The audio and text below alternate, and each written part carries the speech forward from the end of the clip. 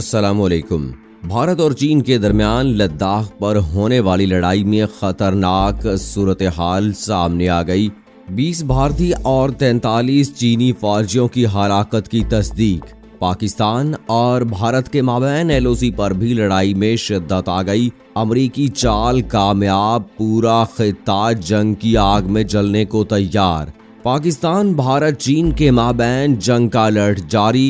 जौहरी ममालिक का तसादुम किसी सूरत भी अच्छा नहीं होगा। अक़वाम मुत्तहिदा भी मैदान में, जबकि रूसी मीडिया का कहना है कि हालिया भारत चीन कशीदगी में बढ़ावे का जिम्मेदार भारत है। दोस्तों, इससे पहले हिंदुस्तानी फौज ने एक बयान में कहा था कि लद्दाख के इलाके में चीन की सरहद पर झड़पों के दौरान भारत से एक अफसर और 2 फौजी हलाक हो गए थे। हिंदुस्तानी फौज के एक आला ओहदेदार ने मंगल के रोज बताया कि चीनी फौज के साथ झड़प के बाद हिंदुस्तान की तरफ से हलाकतों की तादाद कम अज कम 20 हो गई है। ये झड़प हिंदुस्तानी और चीनी फौजियों के गुलवान में हुई, जहां उन्होंने इससे पहले 15 और 16 जून को रात को तसादम किया था। लाइन ऑफ एक्चुअल कंट्रोल पर शदीद जख्मी होने वाले 17 हिंदुस्तानी फौजी ऊंचाई के मकाम पर 0 दर्जा हरारत के खतरे से 2-4 थे। अहले इलाका इनकी चोटों से दम तोड़ गए हैं, जिसमें हलाक होने वालों की तादाद 20 हो गई है।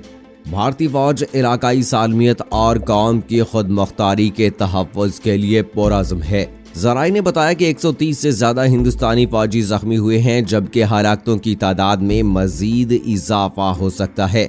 भारतीय फौज ने एक रोज पहले ही एक बयान में कहा था कि लद्दाख खित्ते में चीन की सरहद पर झड़पों के दौरान भारत से एक अफसर और 2 फौजी हलाक हो गए थे और दोनों ममालिक के सीनियर फौजी ओहदेदार इस सूरत हाल को नाकाम बनाने के लिए बातचीत कर रहे हैं। बीजिंग ने सरहदी इलाके में ताज़ा इजाफे पर रद्द-ए-अमल जाहिर किया है, जिसमें यह इल्जाम लगाया गया है कि वो भारतीय फौज पर वादी गुलवान में सरहद अबूर करते हैं और चीनी अफवाज पर हमला करके झड़पों को उकसाते हैं। चीनी वजारत खारजा ने एक एहतजाज दर्ज कराया है और नई दिल्ली के सामने अपनी नुमाइंदगी की है। चूँकि दोनों ममालिक के पास एक वाज़ी सरहद नहीं है, बल्कि लाइन ऑफ एक्चुअल कंट्रोल है, जो कौमों के माबैन 1962 की जंग के बाद तश्कील पाई थी। लिहाजा कई दहाइयों से मुतअद्दिद सरहदी तनाज़ात रूनुमा हुए हैं। मई में हिंदुस्तान और चीन के माबैन सरहदी कशीदगी भड़क उठी, जिससे दोनों अतराफ के दर्जनों फौजी जख्मी हो गए। 6 जून को हिंदुस्तानी फौज के 14वें कोर के commander lieutenant general Harinder Singh ने जनूबी सिंकियांग मिलिट्री रीजन में चीन की पीपल्स लिबरेशन आर्मी ग्रुप के मेजर जनरल लिन लियू से मुलाकात की, ताकि सूरत हाल पर तबादला ख्याल किया जा सके।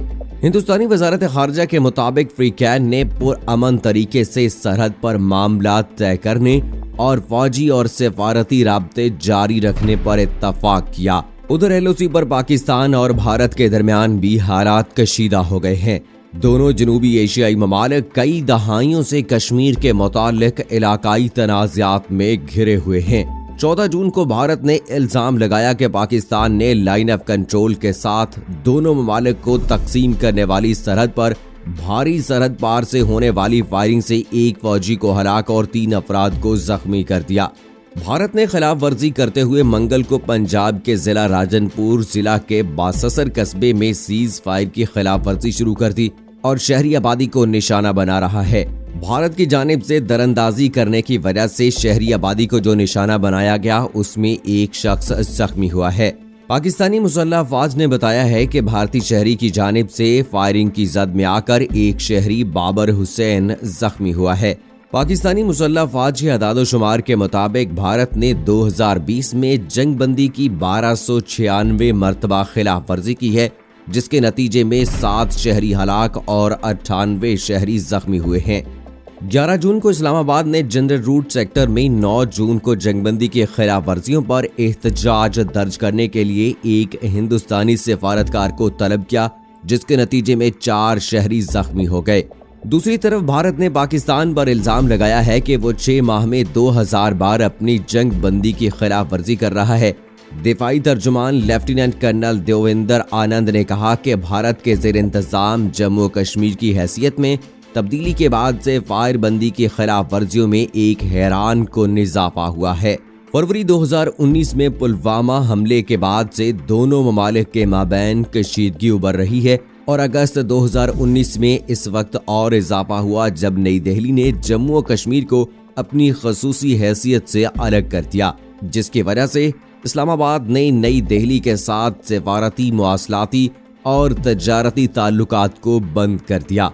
उधर दफ्तर खारजा ने इस्लामाबाद में गाड़ी की टक्कर से शहरी को जख्मी करने वाले भारतीय हाई कमीशन के 2 मुलाजमीन को नजरबंदी से मुताल्लिक भारतीय वजारत खारजा के गैर जिम्मेदाराना बयान को मुस्तरद कर दिया है।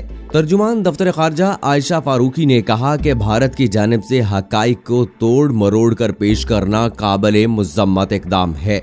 उन्होंने कहा कि भारतीय वजारत खारजा की जानिब से बेबुनियाद इल्जामात दरअसल पाकिस्तान को बदनाम करने की एक और कोशिश है और वो मकबूजा जम्मू कश्मीर में भारत की रियासती दहशतगर्दी से तवज्जो हटाने की कोशिशों का एक हिस्सा है।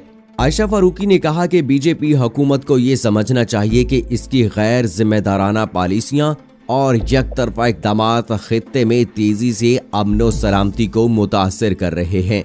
भारत को इलाकाई अमन और इस्तेहकाम के मफाद में जिम्मेदारी के साथ काम करना चाहिए। वाज़ेह रही, गुज़श्ता रोज एनडीटीवी ने कहा था कि अमले को जबरदस्ती अगवा किया गया और 10 घंटे से ज्यादा गैर कानूनी तहवील में रखा गया। भारतीय वजारत खारजा के एक बयान के हवाले से भारतीय मीडिया ने रिपोर्ट में कहा है कि अमले के दोनों अरकान को तफ्तीश, तशद्दुद और जिस्मानी हमले का निशाना बनाया गया, जिसके नतीजे में वो शदीद जख्मी हो गए।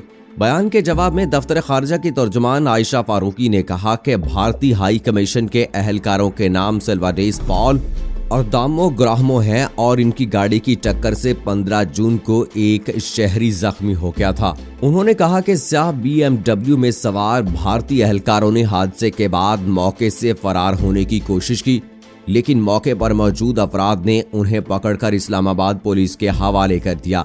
तहकीकात के दौरान एक भारतीय एहलकार से 10,000 रुपए की जाली पाकिस्तानी करेंसी भी निकली। इस बात की तस्दीक के बाद कि मज़कूरा ओहदेदार भारतीय हाई कमीशन के मुलाजमीन हैं, उन्हें रिहा कर दिया गया और कमीशन के एक सीनियर सफारतकार के हवाले कर दिया गया। सीनियर भारतीय सफारतकार को बावर कराया गया कि जाली करेंसी और गाड़ी से टक्कर मारकर फरार हो जाना संगीन जुर्म है। भारतीय हाई कमीशन के ओहदेदारों का फेल गैर कानूनी है और सिफारती असूलों के खिलाफ है। भारतीय सिफारतकारों को बावर कराया गया कि वो गैर कानूनी सरगर्मियों में मुलव्वस ना हों और वियना कन्वेंशन के सिफारती ताल्लुकात 1961 के तहत कन्वेंशन की पासदारी करें। वाज़ेह है कि 15 जून को पाकिस्तान में भारतीय हाई कमीशन की गाड़ी की टक्कर से एक शहरी शदीद जख्मी हो गया था, जिसके बाद कमीशन के 2 अहलकारों को हिरासत में लेकर मुकदमा दर्ज कर लिया गया था। भारतीय हाई कमीशन के अहलकार सुबह इस्लामाबाद में तेज रफ्तारी से गाड़ी चला रहे थे। इस्लामाबाद पुलिस ने भारतीय सिफारतकारों के खिलाफ मुकदमा दर्ज कर लिया था और मुकदमा शहरी को कुचलने के बाद फरार होने की दफा के तहत दर्ज किया गया।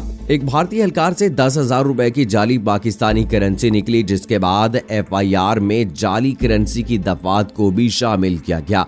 दूसरी जानिब भारतीय हाई कमीशन ने अपने 2 अहलकारों की गुमशुदगी का एलामिया जारी करते हुए कहा था कि 2 अहलकार सुबह 8:32 पर हाई कमीशन से बाहर निकले, लेकिन ये दोनों अहलकार ताहाल अपनी मंजिल तक नहीं पहुंच सके।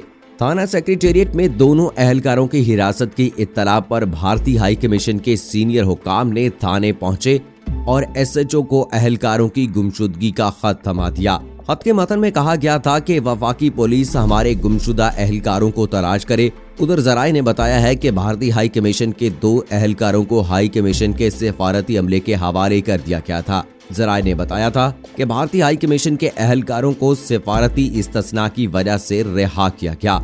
दूसरी जानिब भारत ने पाकिस्तान में हाई कमीशन के 2 अहलकारों को हिरासत में लिए जाने पर पाकिस्तानी नाज़िम उल अमूर को तलब करके एहतजाज किया था। तो दोस्तों, चाइना और भारत के दरमियान बढ़ती हुई कशीदगी अब इस बात को हवा दे रही है कि चाइना और भारत के दरमियान जंग छिड़ सकती है और भारत ने एक बार फिर अपने होने वाले मज़ाकरात को नाकाम बना दिया है अपनी इस बेवकूफाना हरकत से।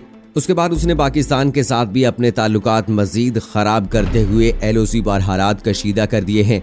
ऐसी सूरत हाल में नरेंद्र मोदी को बहुत बड़ी नाकामी का सामना होगा। अब देखना होगा जिस तरह से अक़वाम मुत्तहिदा ने भी अपनी जानिब से ऐलान किया है कि भारत को होश के नाखन लेना चाहिए। इस सूरत हाल में नरेंद्र मोदी और भारतीय आला अफसरान क्या फैसला करते हैं? क्या भारत को चाइना की जानिब से सख्त रद्द-ए-अमल का सामना करना पड़ेगा और इसका नतीजा क्या निकलेगा? दोस्तों, आप अपनी राय का इजहार कमेंट बॉक्स में जरूर कीजिएगा। मुझे अगली वीडियो तक इजाजत दीजिए। फी अमानिल्लाह।